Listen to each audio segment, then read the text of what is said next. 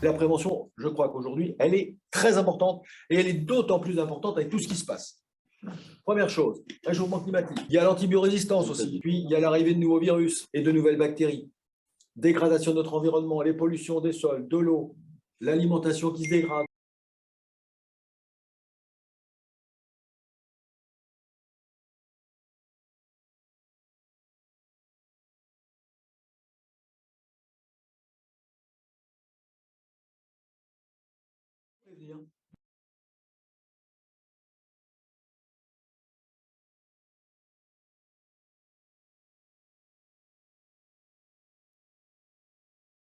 Bonjour à tous. On va donc pouvoir enchaîner sur le sujet qu'a largement introduit donc Dominique, à savoir cette thématique de la sécurité durable autour des sujets de la qualité, de la sécurité, de l'environnement, qui va être, mais quand on passe 80% de son temps au travail, en échange, l'entreprise doit s'engager à l'utiliser et pas le démonter. Présentation de Catherine Frade, elle est docteur en pharmacie, psychologue intégrative, clinicienne du travail, formatrice et intervenante dans de nombreux secteurs de la santé, en particulier dans l'alignement avec la raison d'être, l'écoute des salariés en difficulté, le burn-out, harcèlement, prévention, guérison, changement de vie.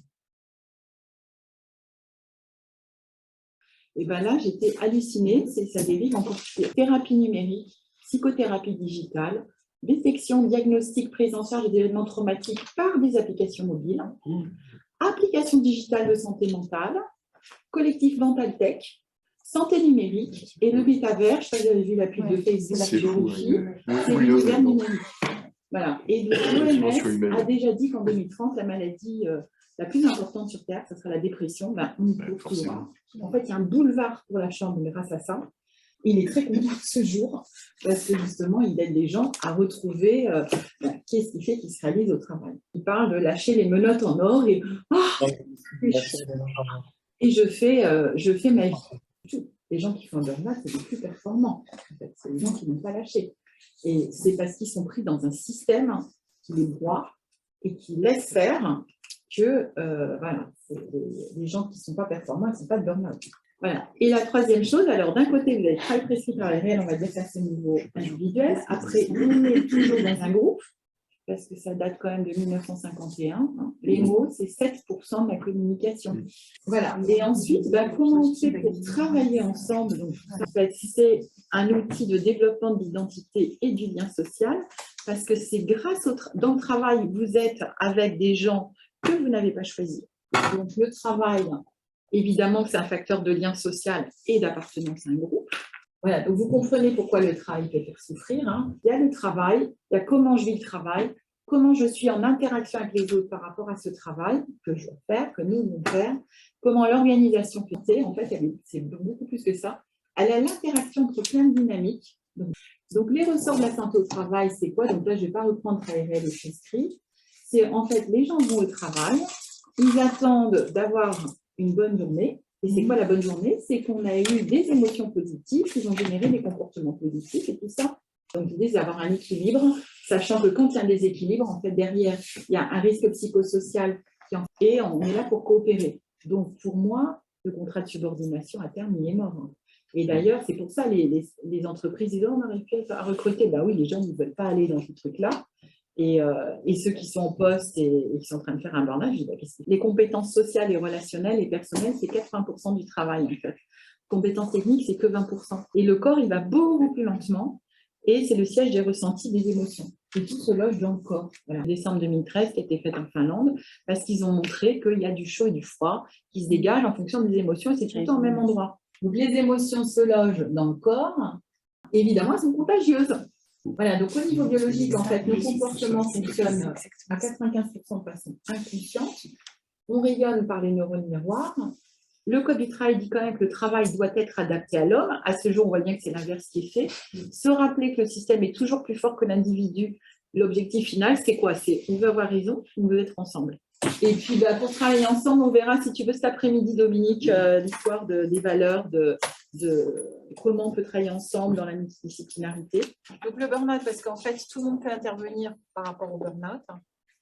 Après, là, j'ai juste laissé ce petit écusson fauvré Il y a des signaux faibles et des signaux forts. Le problème du burn-out, en fait, c'est que, c'est ce que je vous expliquais, ça touche n'importe qui. Il n'y a pas de catégorie sociale et ça touche en général les salariés les plus engagés. La contagiosité du burn-out, c'est comme le burn-out est un marqueur d'un dysfonctionnement d'une équipe. Donc, les 3 phases, elles sont comme ça. Donc, au début, on a des troubles d'attention, de mémoire, etc. Du coup, on s'auto-accélère, on essaie d'augmenter sa rentabilité. Forcément, on est fatigué, on dort, mais on ne se repose pas. Et surtout, on est dans le déni. Et donc, pour tenir, on fume, on boit, on prend des médicaments, on se drogue sur Internet, sur les jeux en ligne, etc. Et la phase finale, donc c'est ce qu'on a vu, assèchement affectif, la déshumanisation de la relation en attendant la catastrophe de façon jubilatoire, un vécu d'usure, de tonneau des Danaïdes, c'est sans fin, vieillissement, obsolescence, où les gens sont gris, sont éteints, ils ont le regard vide. Avec l'intelligence artificielle, on y va droit dans le mur collectivement. Parce que les gens pensent qu'on va aller de plus en plus vite, mais celui qui va vite, rappelez-vous la première diapo, c'est le cerveau. Le corps, lui, plus le cerveau va vite, plus le corps a besoin d'aller lentement. On a besoin de pause. Et comme avec l'intelligence artificielle, les applis, machin, on n'a plus de pause, bien sûr qu'on va découvrir effectivement au burn-out, à la dépression. La prospective stratégique, en fait, c'est l'étude de l'avenir lointain. Donc, quand on ne sait plus où on va, bizarrement, il faut se projeter très loin.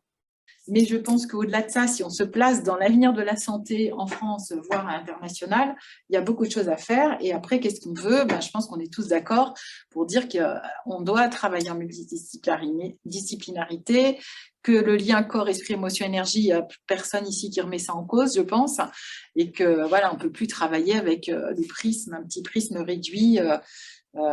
Avec un spécialiste d'une partie de corps, c'est pas possible. Donc, c'est explorer les futurs possibles pour identifier les enjeux de demain et éclairer les décisions d'aujourd'hui. Donc, c'est du très concret, même si on se met très loin dans le futur. Et donc, forcément, il y a des principes à respecter. Donc, plus on est nombreux et en formation complémentaire, voire qui n'ont rien à voir, mieux c'est. Donc, plus on est en multidisciplinarité, mieux c'est. Parce que ça permet d'avoir des visions communes complémentaires et de mélanger les expériences et les formations variées. Évidemment, ça suppose une ouverture d'esprit. On ne va pas commencer à se battre en disant « non, c'est toi qui as raison, c'est moi qui ai raison ». Non, il n'y a personne qui a raison à tort, c'est différents points de vue qui éclairent la même réalité sous différentes facettes et qui va nous enrichir les uns les autres. Donc, le petit 1, on a dit voir loin en complément du court terme, donc ça c'est la première. Ensuite, on analyse en profondeur, donc on identifie les facteurs réellement déterminants, on sort de tout ce qui est routine, habitude, on questionne, on ne reste pas, et puis on sort du silence organisationnel, comme il y a pose des questions qui dérangent. Le collectif est supérieur à l'individuel. Donc, évidemment, c'est la posture qu'il y a à la chambre, voilà. Je suis fière de le dire, parce que c'est ce que j'ai vu.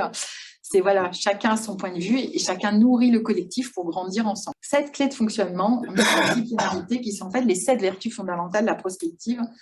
Donc, c'est quoi ? Petit 1, le calme. Je prends du recul. Donc, on ne fait pas ça sur des situations d'urgence dans le présent, pour ça. Et en prenant du recul, on dit, tiens, si on fait ci, si on fait ça, est-ce que ça peut donner ? Voilà, il y a beaucoup de... Donc, l'imagination et l'intuition, forcément. L'esprit d'équipe, on a vu. Alors, l'enthousiasme, c'est capital, c'est-à-dire tout ce qu'on fait, c'est pour monter en vibration, on va dire. Voilà, on sort de là, c'est génial, les groupes de prospective stratégique qui vont bien. On sort de là, on est enthousiaste, tout le monde grandit, le groupe grandit. Voilà. Le courage de quoi ? D'oser, d'être soi, de dire, de se lancer. Et tiens, ici, on faisait ça. Et après, on découle, on décline les scénarios. Le sens de l'humain, on l'a vu. Alors, et l'humilité.